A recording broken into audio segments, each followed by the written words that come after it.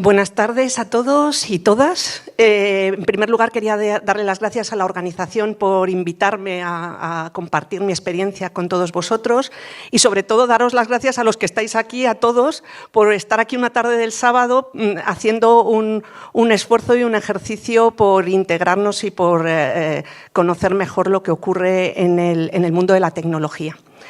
Itxaso se ha presentado y cuando ha dicho la edad he dicho, ¿y yo digo la mía o no la digo? Pues la voy a decir, yo tengo 54 años, soy de otra generación de muchos de los que estáis aquí. Estudié Teleco en la Politécnica de Madrid, en una época en la que los 3 últimos años de mi carrera estuve sola en clase. Aprendí a contar unos chistes que no os podéis ni imaginar, que luego con el tiempo, y además no me ponía colorada, con el tiempo cuando lo contaba en la familia y me miraban escandalizados me daba cuenta de, Dios mío, qué nivel de integración.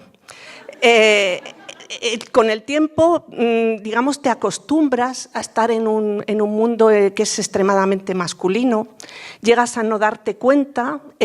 Además también el mundo de la universidad es un mundo de meritocracia, es un mundo en el que tú pues, haces tu examen, y tú sacas tu puntuación, terminas tu carrera, pero llegas a la empresa y en el mundo de la empresa las cosas no son exactamente igual.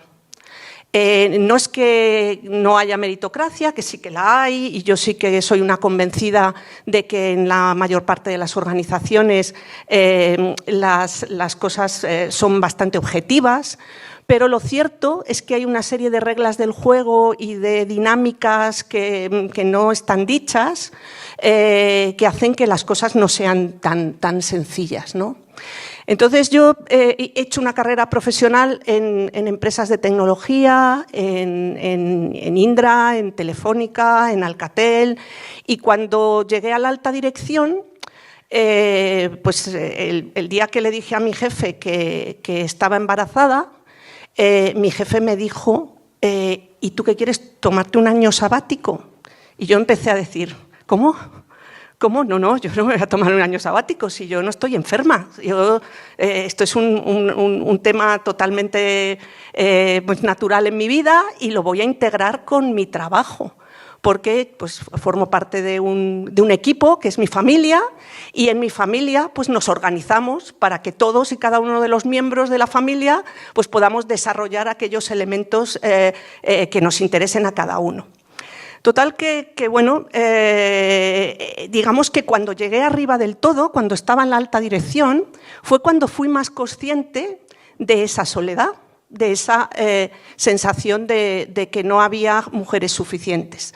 También fue mucho más consciente, hablando con el resto de las compañeras de la organización, de la cantidad de mujeres que abandonaban en etapas relativamente tempranas de su carrera profesional. Yo creo que eso ha cambiado bastante, porque estamos hablando de que yo tengo una trayectoria profesional de 30 años y lo que pasa hoy no es lo que pasaba hace 20, ni lo que pasaba hace 15. Pero la realidad es que todavía hay muchos mandos intermedios que piensan, cuando llega el momento de tener niños, de dedicarle algún tiempo a la familia, que tienen que echar un paso atrás en su carrera profesional. Todavía hay mucha gente con ese tipo de mentalidades. Y ese es un poco los elementos que yo creo que tenemos que revisar para plantearnos el que las mujeres pueden estar en la alta dirección.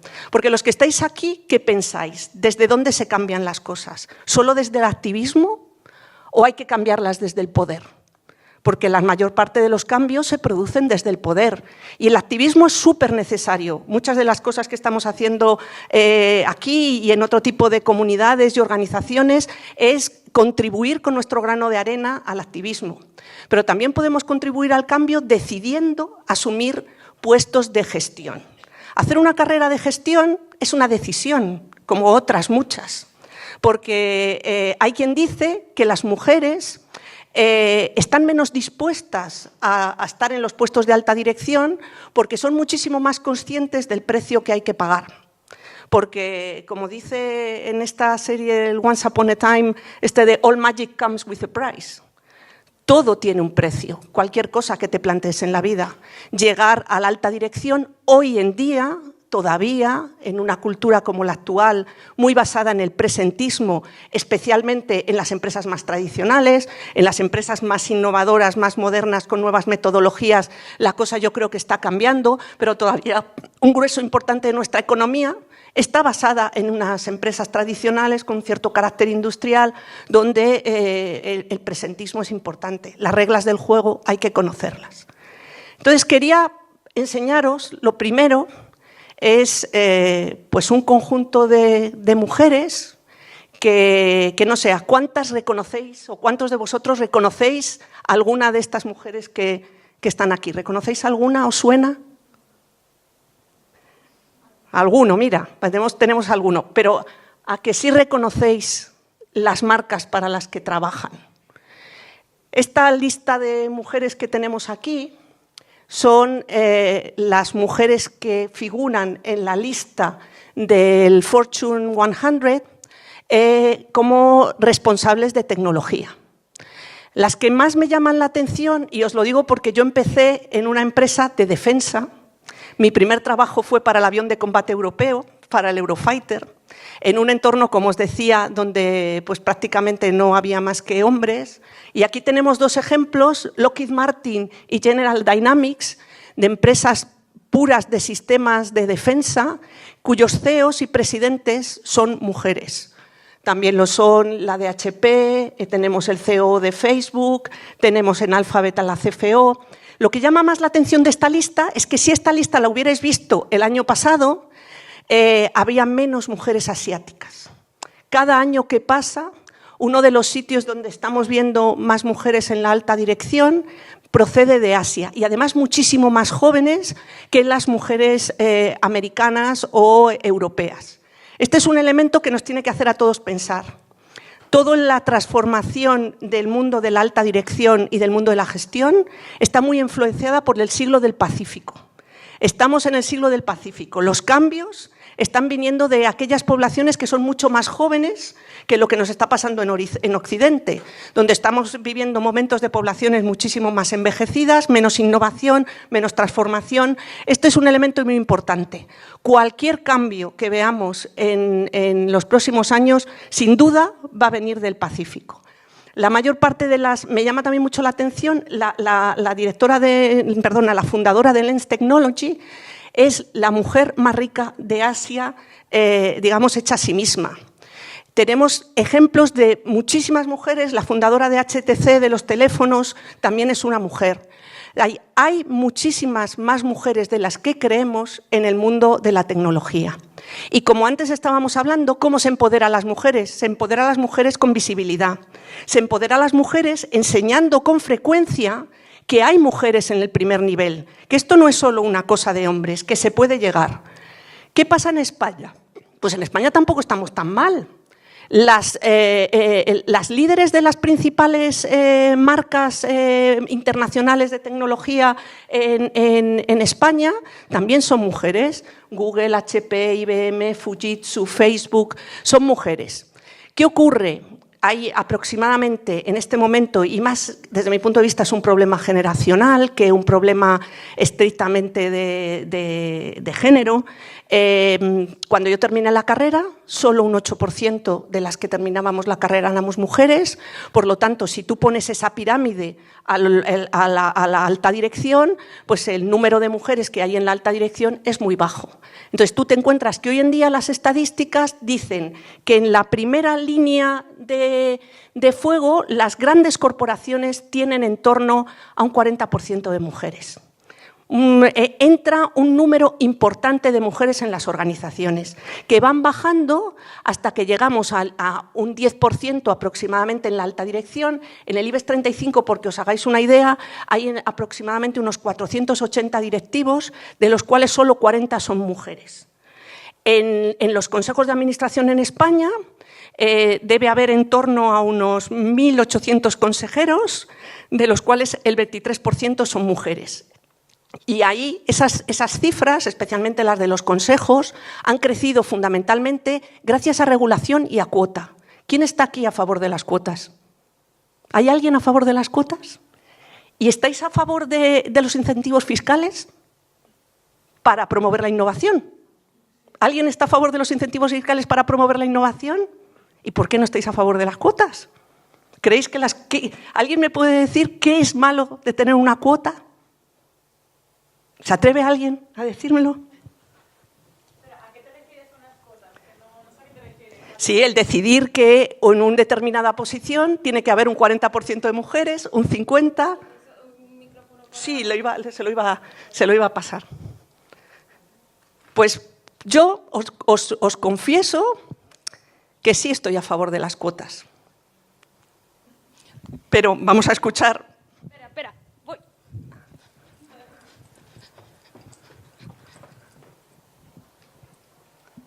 Hola, ¿qué tal? Hola, ¿cómo estás? Yo en mi caso no estoy de acuerdo con las cuotas porque no te identifica como buen trabajador por ser productivo y eficiente, te mira solamente por ser mujer y no creo que eso sea un parámetro adecuado para medir la productividad de una persona. ¿Y en igualdad de condiciones? Vale, pero vamos a ver qué es igualdad, porque en este momento no hay forma de medir eso tampoco. Que hay muchas formas de medir la igualdad. Mi trabajo, no.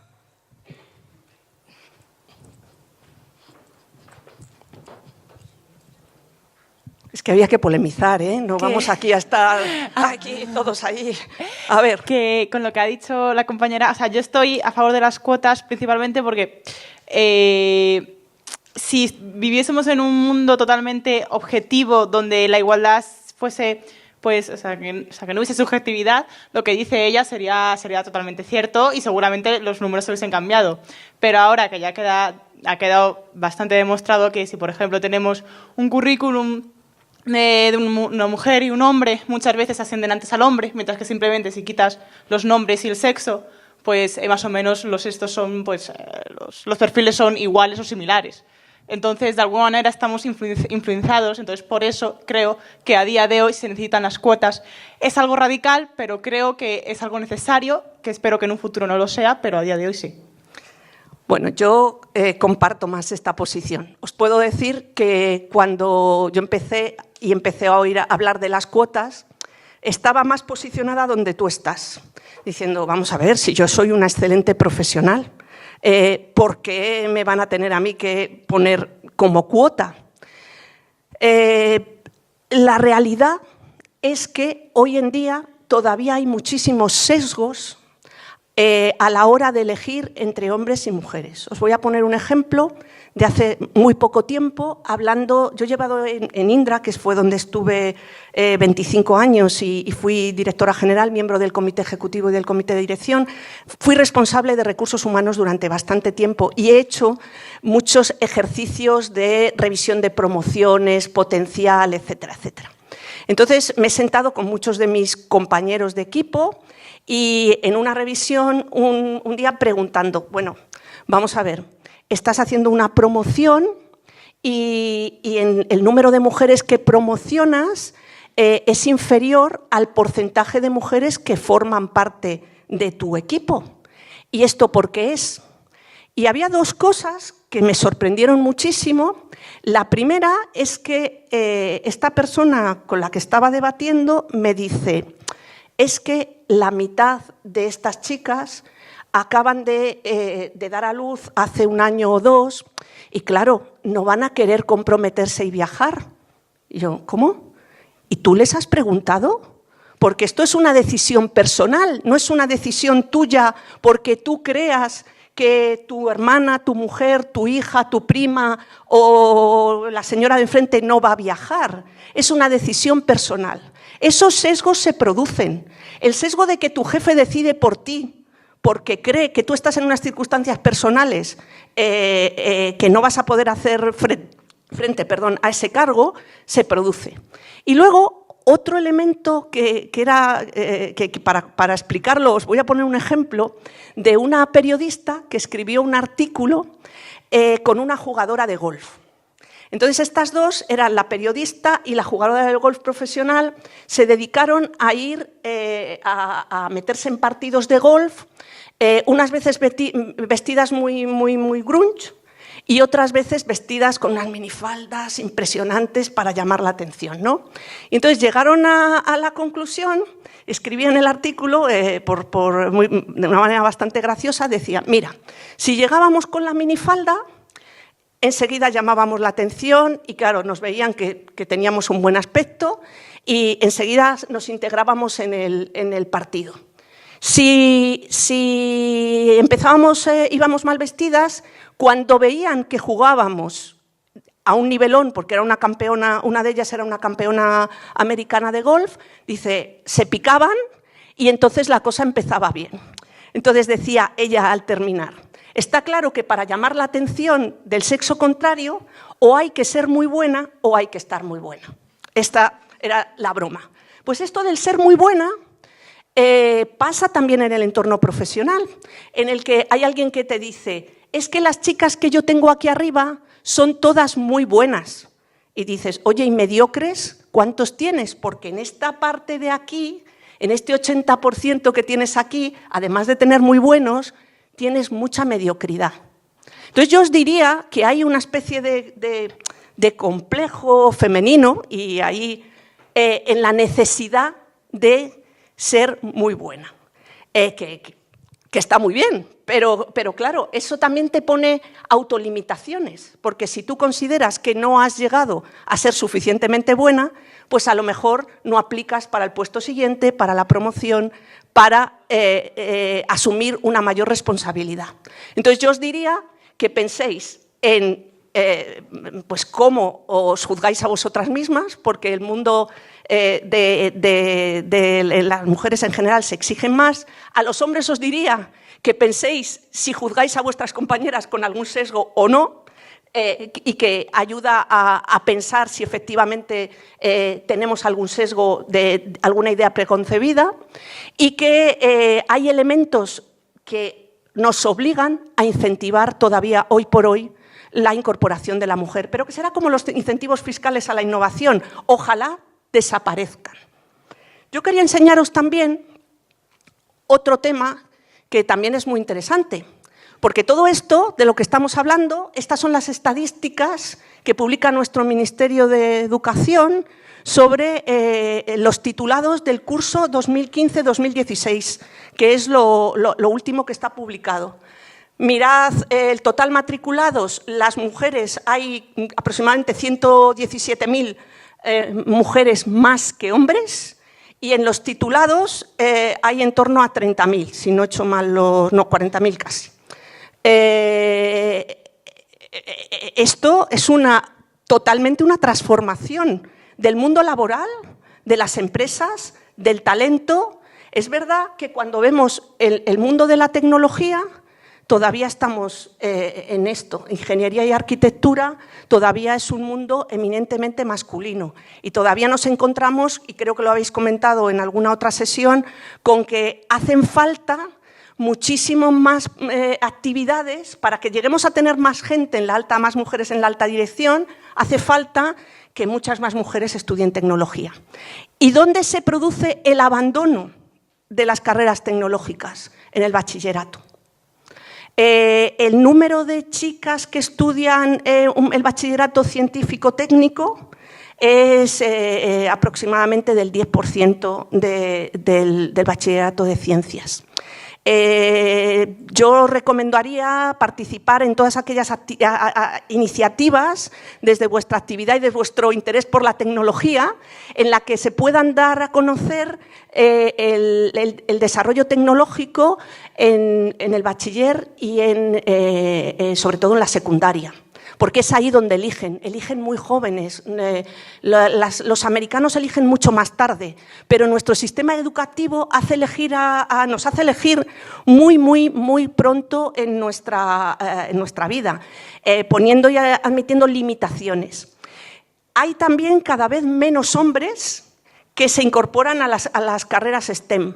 El tema de las capacidades en STEM es un problema real de Europa. Sabéis que en este momento hay aproximadamente unos 700.000 puestos de trabajo que no se cubren en Europa por falta de capacidades y habilidades suficientes en temas tecnológicos, muchos de ellos relacionados con Scrum o con Agile o con los DevOps. ¿Por qué? Porque, como tú estás diciendo, uno de los elementos que es más complicado que nosotros incorporemos es la gestión del cambio. La gestión del cambio es un elemento clave en cualquier carrera profesional y, sobre todo, si quieres hacer una carrera de alta dirección, porque necesitas prepararte de manera continua, necesitas adaptarte a todos los cambios, necesitas aprender muchas cosas nuevas.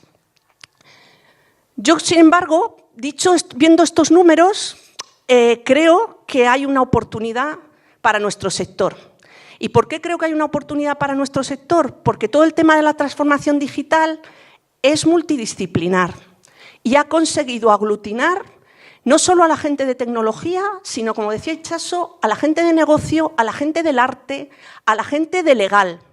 Cualquier proyecto que tengas que abordar hoy requiere más conocimientos, más habilidades y la intersección de lo legal, de la ciencia, de la economía, de lo social. ¿Dónde hay más mujeres? En lo social, en lo legal, en lo económico. Este es una oportunidad para que nuestra sociedad y las mujeres se incorporen a los proyectos tecnológicos y a los proyectos de transformación digital, donde no solo hay que saber desarrollar, no solo hay que saber matemáticas, hay que saber comunicar, hay que saber manejar culturas multidisciplinares y en distintos países. Hay que tener otra serie de habilidades que no pertenecen solo al mundo de la tecnología. Eso nos pone un reto a todos los que estamos aquí, porque la mayoría de los que estamos aquí estamos también muy enfocados exclusivamente hacia lo tecnológico y exclusivamente hacia lo que tiene que ver con la técnica. Y el mundo del futuro y el mundo de la dirección es un mundo donde tienes que tener unos conocimientos muchísimo más transversales y muchísimo más amplios. Yo siempre digo que a medida de mi carrera profesional, cada 5 años era como si hubiera hecho un máster. Vamos, perdón, una nueva carrera. Porque en el fondo, os digo, empecé haciendo proyectos, empecé no con metodología Scrum, ya os puedo decir que no, porque claro, si lo pienso, cuando yo empecé la carrera, ya para que os riáis un poquito más, programaba con fichas perforadas. Mis primeros programas fueron con fichas perforadas y no soy tan mayor, ¿eh? Es que lo que no nos damos cuenta muchas veces es de la evolución que hemos vivido en los últimos 30 años y de lo que está por venir. Es que lo que vais a ver vosotros, cuando a los que os guste todo el tema este del transhumanismo y la singularidad y estéis siguiendo lo que hace Singularity University y todos estos temas, cuando miráis el estado de algunas tecnologías que tienen que ver con digamos, el cambio de nuestra forma de vivir, en 15 años van a ser comerciales y no se parecen en nada a lo que habéis estudiado en la carrera ni en la universidad. Con lo cual, a medida que vas desarrollando tu carrera profesional, lo que tienes que pedirle a tu carrera profesional y a tu jefe es que te ponga objetivos y trabajos que de verdad puedan ser interesantes, aprender y que te conviertan en alguien más empleable. Y eso es algo que tienes que hacer también cuando eres responsable de un equipo. Ser responsable de un equipo, como nos contaba Itxaso, y empoderar a un equipo, significa que tienes que poner una serie de objetivos claros, significa que tienes que ser generoso con ese equipo, reconocer, darle carrera, y eso es algo que tienes que aprender. Para llegar a la alta dirección tienes que haberlo aprendido cuando empiezas en tus primeras responsabilidades de gestión, que son las que haces como jefe de proyecto o como, incluso como desarrollador de un pequeño equipo. Yo no quiero contaros muchas anécdotas porque parezco aquí la abuelita Paz y todavía me quedan unos años para llegar a eso, pero sí quería haceros un resumen de lo que yo creo que son las lecciones aprendidas clave de lo que ha sido mi carrera profesional. Y algunas os van a sonar pues a, digamos, lugares comunes, pero son realmente, creo, en lo que os voy a contar en este momento. Yo creo que cualquier carrera profesional, cualquier proyecto que emprendas, en tu vida personal o en tu vida profesional, tiene que tener, digamos, una visión de largo plazo y un propósito. Creo que para conseguir alcanzar ese proyecto hay una serie de elementos que se tienen que combinar. Yo soy muy creyente de la diversión y de la pasión. Hay una gran diferencia entre alguien que se divierte en su trabajo y que le pone pasión a alguien que lo hace pues porque no le queda más remedio. Entonces, si tienes la suerte de encontrar una visión, un propósito, un trabajo que además te permite desarrollar tu pasión y te permite divertirte, pues ya tienes la mitad del camino recorrido. Desde luego, hay una cosa que está muy mal vista en España, que no está tan mal vista en las culturas anglosajonas, que es tener ambición y manifestarla. Es un trepa. Hombre, hay gente que es un trepa, pero un trepa es aquel que hace daño al otro para conseguir un propósito. Pero que tú tengas una ambición, siempre y cuando sea lícita, y no hagas daño para conseguir esa ambición, eso es bueno. O sea, querer llegar es bueno. Y eso es algo que uno tiene que decidir y se tiene que plantear. También es, yo creo que importante tener la suerte o elegir aquellos proyectos donde haya la posibilidad de tener una cultura emprendedora. Yo creo que las nuevas metodologías de gestión de tecnología y todo lo que nos ha contado Itxaso van a permitir desarrollar una mayor cultura emprendedora dentro de las organizaciones, emprender, intraemprender, que es un elemento, desde mi punto de vista, diferencial para poder, al final, llegar cada vez más arriba. ¿Cuál es el siguiente? Después de que tienes la visión, el propósito, las ganas y esa pasión, desde luego yo creo que sin un buen plan no se puede llegar a ninguna parte. Y esto es un elemento también bastante generalista, pero la realidad es que tienes que tener un plan y medirlo. Cada 15 días me parece bien. El plan tiene que estar basado en un buen diagnóstico. Y dices, esto parece evidente, ¿no? Pero no sabéis la cantidad de ideas preconcebidas que están en nuestra cabeza y que no contrastamos cada vez que vamos a hacer un plan. Para aquellos a los que os guste Kahneman, conoceréis este libro que se llama Piensa rápido, piensa lento, en el que este hombre lo que viene a decir, la gran cantidad, que funcionamos mejor y consumimos menos energía gracias a los hábitos y a las ideas preconcebidas, pero la cantidad de planes que se estropean porque no has comprobado hipótesis básicas que están en tu cabeza, que das por aseguradas, fallan muchísimas por esta razón. Cuando haces un plan, y sobre todo a medida que vas construyendo planes no solo para ti, sino para organizaciones complejas, cuando estás haciendo planes estratégicos, la estrategia tiene que ser sobre todo gestionable.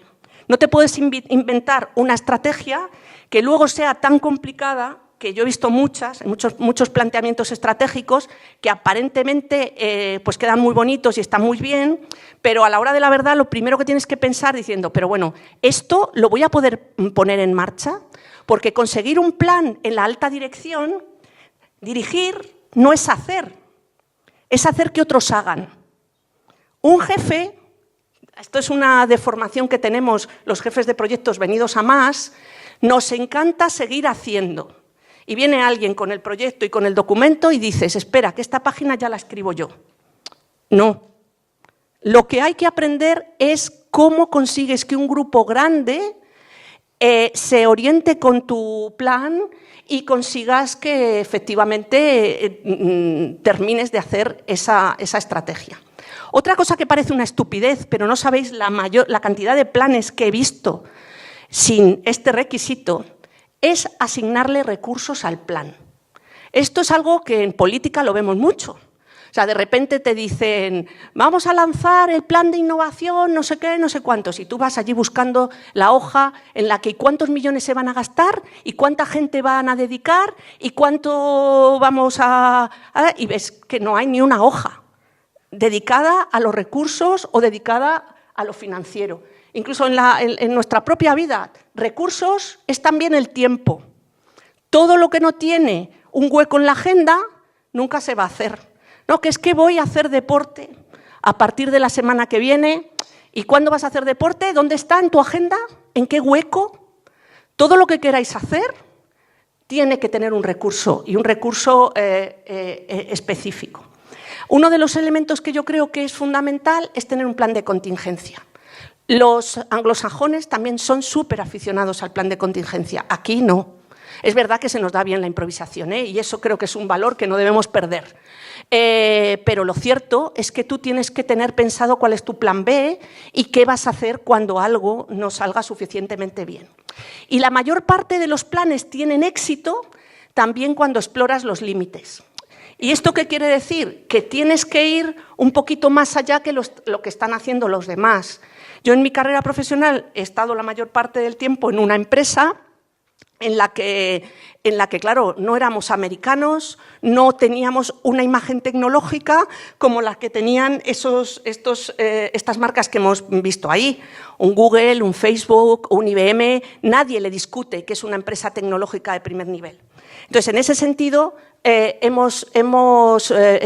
podíamos, digamos, tener éxito siempre y cuando íbamos un poquito más allá. El otro tema que no se os olvide nunca es el equipo. Y ya os he dicho antes, elemento más importante, reconocimiento, objetivos claros, claridad, generosidad. Si tú no eres generoso con tu equipo, como decía mi abuela, manos que no dais, ¿qué esperáis? Eso, tenedlo en cuenta también con vuestros colegas. Y también tenéis que tener en cuenta que a lo mejor el proyecto es corto, pero la relación con las personas que trabajan con vosotros es una relación de largo plazo que tiene que estar marcada por la comunicación. Y luego, a medida que pasa el tiempo, vas teniendo más retos.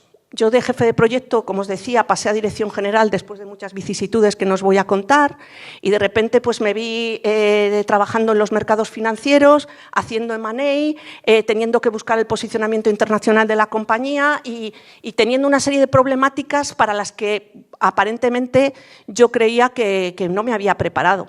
A la hora de la verdad, ¿qué ha sido lo más importante? La formación continua, la resistencia, porque hay momentos efectivamente muy duros, seguir manteniendo el equilibrio, o sea, no dejar de ser tú en cualquier momento y en cualquier circunstancia y, por supuesto, más equipo. Siempre hay un experto que te puede ayudar. Lo que tienes que hacer es identificarlo bien. No hay cosa más peligrosa, que llamo yo, que un falso experto.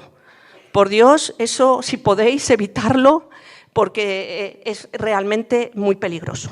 Y yo, para terminar, solo quiero dejaros tres ideas, 3 libros que a mí me han gustado y que este es muy conocido, pero yo creo que refleja muy bien la lucha de una mujer por la alta dirección y creo que sí que responde a una realidad, o por lo menos a la realidad que yo he vivido en mi generación. Y Sheryl Sandberg, pues sobre todo lo que empuja es a, oye, si tú quieres conseguir un objetivo, vete a por él, compártelo con tus iguales, busca el apoyo de tus iguales, busca el apoyo de otra gente y sigue para adelante.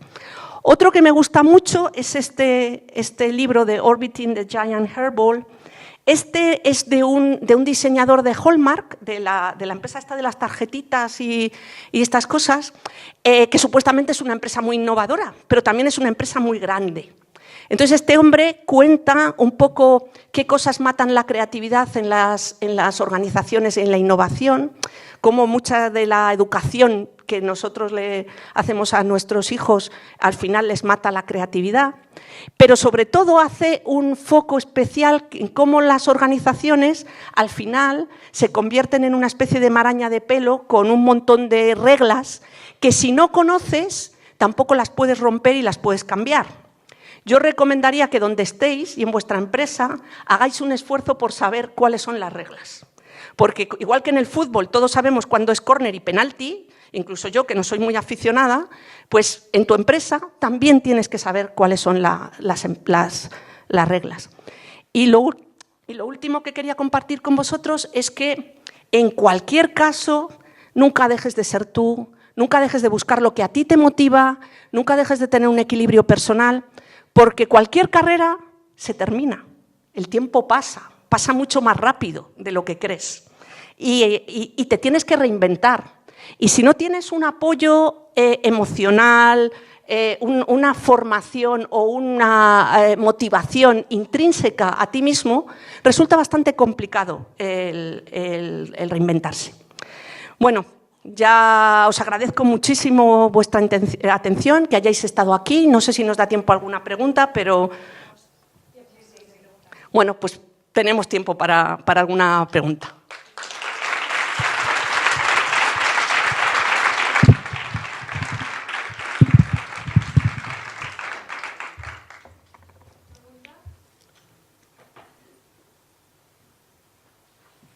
Pues te puedo hacer una yo. Claro.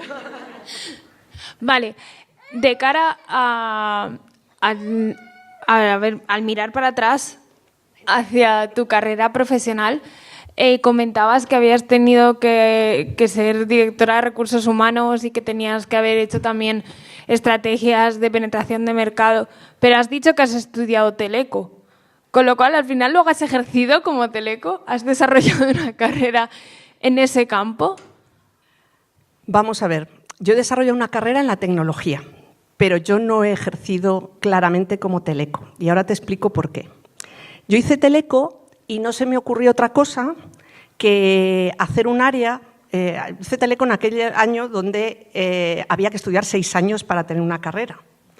Y en los 3 últimos los hacías en una especialización. A mí no se me ocurrió otra cosa que cogerme una especialización en física del estado sólido, dispositivos optoelectrónicos y circuitos integrados.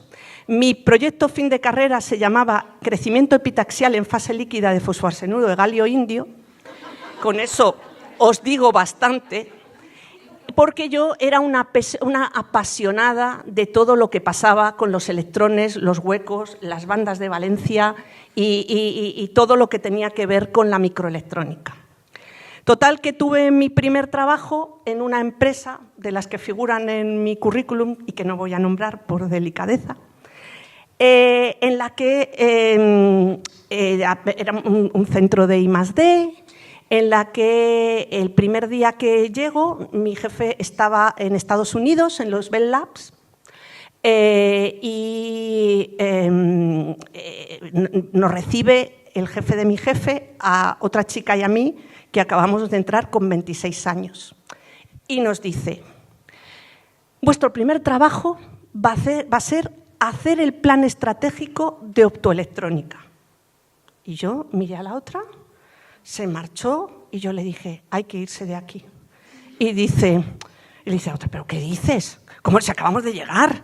Digo: pero mira, si no tienen ellos el plan estratégico de optoelectrónica, ¿cómo lo vamos a hacer tú y yo, que tenemos 26 años y no tenemos ninguna experiencia? Bueno, estuve algún tiempo más, pero claro, fui aprendiendo. Ese grupo de trabajo éramos 12 personas. Para las mismas tecnologías, el Kenest tenía 600, y hablamos de los recursos. Estuve intentando ver otros centros de I+D en España en esta línea para cambiarme, y me di cuenta de que en España estaba todo el mundo igual. Me apunté a un máster. Hice un máster en el Instituto de Empresa y cambié mi trayectoria profesional totalmente. Y entré en una empresa que luego terminó en Indra, en Inisel, para trabajar en el avión de combate europeo que os decía, como jefe de proyecto. Y aprendí muchísimo, claro. Aprendí a gestionar proyectos, grupos multidisciplinares. Aquel proyecto era un proyecto Francia, Alemania, Italia… Francia no, Reino Unido, Italia, Alemania y España. Y claro, me pasaba el día viajando, me pasaba el día lidiando con proyectos muy complejos. Y bueno, y a partir de ahí mi carrera profesional me llevó un poco la casualidad a donde estoy, porque en Indra en el año 93 se produjeron unos fenómenos. El año 93 fue el año de la crisis en España. Pues que vosotros sois muy jóvenes para recordar esto, pero nos gastamos un montón de dinero en la Expo de Sevilla y al año siguiente no había nada en los presupuestos generales del Estado. Y luego, además, aquello se mezcló con que fue la primera crisis mundial del sector del IT. Con lo cual, en la empresa en la que yo estaba, éramos 5.500 personas y se hizo un expediente de regulación de empleo para reducir a la mitad a la plantilla. O sea, un momento muy duro de los que aprendes y que os puedo asegurar que te marca para el resto de tu trayectoria profesional. Entonces, como consecuencia de ese tema, no se podía contratar a gente fuera y en el gabinete del presidente necesitaban a alguien que tuviera un máster. Entonces tiraron de lista y dijeron, hombre, mira, si tenemos aquí a una chica que tiene un MBA, que todas sus evaluaciones son buenas, vamos a preguntarle a ver si quiere venir aquí a la Dirección de Desarrollo Corporativo a trabajar en la búsqueda de un socio internacional. Yo dije, pues no voy a perder nada, me voy, esto muy interesante. Pensando, en aquel entonces tenía, pues no sé, como 29 años, una cosa así, que estaría allí un par de años, ¿no? No, tuve casi 20. Es verdad que la compañía cambiaba mucho, era muy dinámica, tenía un jefe que se convirtió en mi mentor y que era una persona muy demandante y que tenía una gran visión de dónde quería posicionar la compañía. Empecé a ser responsable de la estrategia de la compañía en el año 95 y fui responsable hasta 2015. Entonces, digamos que a partir de ahí pues hice de todo. Fusiones y adquisiciones, recursos humanos, innovación, organización, calidad, menos finanzas, hice de todo, relaciones con inversores y bueno, pues al final tuve una posición más de gestión y sobre todo, fíjate, lo que he trabajado es más en lo que la compañía quería ser, en definir dónde se tenía que posicionar y ha sido un trabajo, la verdad, que apasionante. Muy rápida. Bueno, a lo mejor. Me he enrollado mucho, perdonad. Entendiendo que el mundo laboral ha cambiado y que nuestra generación ya lo normal es que no pase 20 y 25 años en una sola empresa, sino que haga cambios muy frecuentes de empresa. Y a pesar de que con la experiencia puedes ganar la posición de senior o tener un mando medio, ¿qué recomiendas tú para pasar de ese mando medio al directivo si no has estado el tiempo suficiente en una empresa como para que tengan la confianza suficiente para crecer? Muy complicado.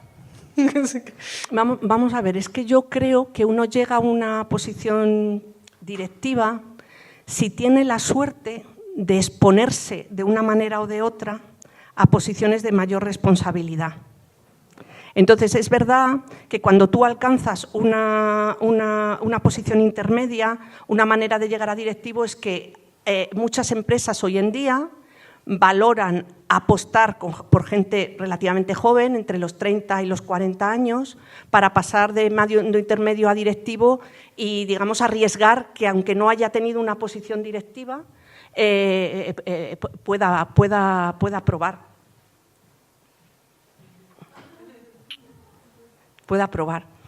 No soy capaz de hacerte una recomendación concreta, porque creo que a veces influye el estar en el momento adecuado, en el sitio adecuado, pero sobre todo si tú no, o sea, tienes que hacer por exponerte a esas situaciones y cuando surge alguna oportunidad, decir que tienes interés. Bueno, daros las gracias de nuevo y gracias por estar de verdad aquí esta tarde.